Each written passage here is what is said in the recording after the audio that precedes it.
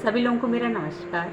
कुछ special queries के साथ और सभी लोगों ने एक इम्पोर्टेंट मैसेज मेरे इनबॉक्स में डिस्प्ले किया हुआ था कि मैम आप कुछ इम्पोर्टेंट वीडियो जो कि आप लोगों के काम की हो ऐसी कुछ मैं ब्लॉग्स बना करके आप लोगों से शेयर करूं।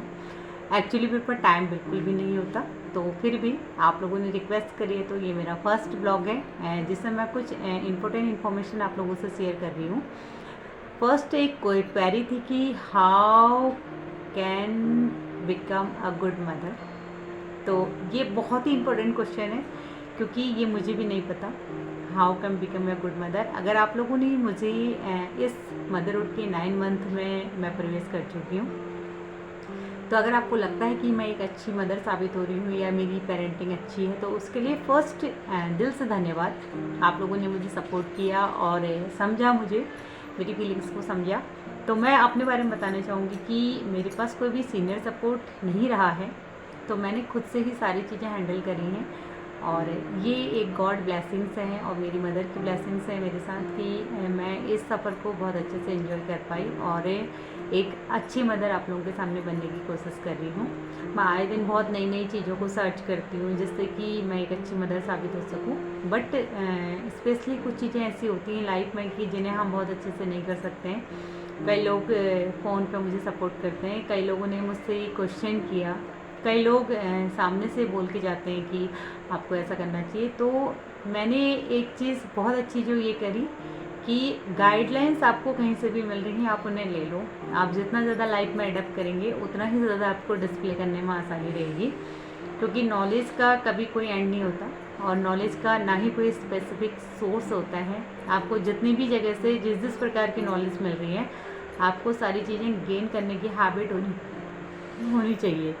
लाइफ में हम क्या करते हैं कि हम लोग सोचते हैं कि हम लोगों को दें ज़्यादा, बट जब आपके पास होगा आप तभी देंगे ना कोई भी चीज़। तो इसी तरीके से कुछ ये मदरहुड की नॉलेजेस हैं। मैं स्पेशली जो ज़्यादा मोस्ट टॉप एक्सपीरियंसेस वाले लोग होते हैं, तो मैं उन लोगों को सर्च मारती हूँ। जो टॉप चीज़ें होती हैं मैं उन चीज़ों को देखती हूँ और आफ्टर दैट उसको इम्प्लीमेंट करने की कोशिश करती हूँ, क्योंकि एक तो चीज़ ये रहा कि किसी ने हमें कोई बात बोली और हमने इधर से सुन के इधर निकाल दी। सेकंड ये रहता है कि हम लोगों को बहुत सारे लोग बोलते हैं हमें बोलते रहो, क्या फ़र्क पड़ता है। नहीं, ऐसा नहीं। आप लोगों को जो भी चीज़ें सामने वाला अगर कुछ बोल रहा है, दैट मीन्स कि वो हमसे एक्सपीरियंस में कई लेवल ज़्यादा है, क्योंकि हमसे आगे खड़ा होना ही उसका बहुत बड़ा सम्मान है। हमसे आगे वही खड़ा हो सकता है जो हमसे रियल में आगे हों, क्योंकि एज यूजुअल अगर हमारे जो पेरेंट्स हैं, आज हम सोचते हैं कि उनके टाइम पर एजुकेशन नहीं होती थी, बट एज अ पेरेंट्स वो हमसे आगे खड़े हैं और उनकी बदौलत हम आज उनके सामने बैठे हैं।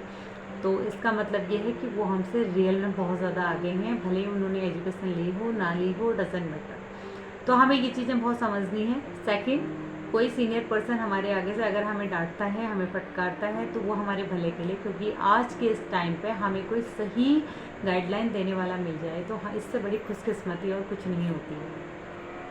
Second point. Third point important, कोई भी इंफॉर्मेशन जब आप लेते हैं कहीं से, तो इम्प्लीमेंटेशन करने से पहले आप 10 बार सोचिए कि आपका माइंड क्या कह रहा है, आपका दिल क्या कह रहा है।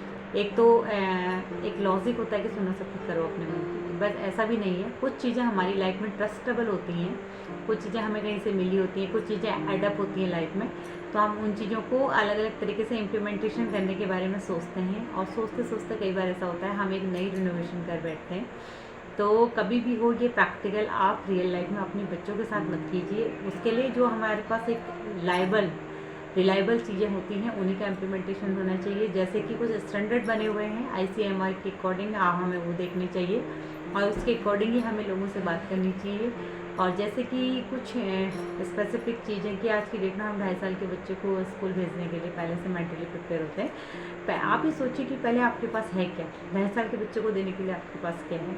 हम उसको स्कूल जाके सोच तो रहे कि 2.5 साल में भेज देंगे और बहुत सारी एक्सपेक्टेशन है कि वो स्कूल से कुछ सीख के आएगा। फर्स्ट यू हैव दैट कि आपने अपने बच्चे को क्या दिया, क्योंकि ज़रूरी नहीं है आप 2.5 साल में स्कूल भेजते हैं। मैं तो सोचूँ कि मैं 5 साल तक बच्चे को स्कूल ना भेजूँ, क्योंकि मैं खुद से हैंडल करने के लिए रेडी हूँ।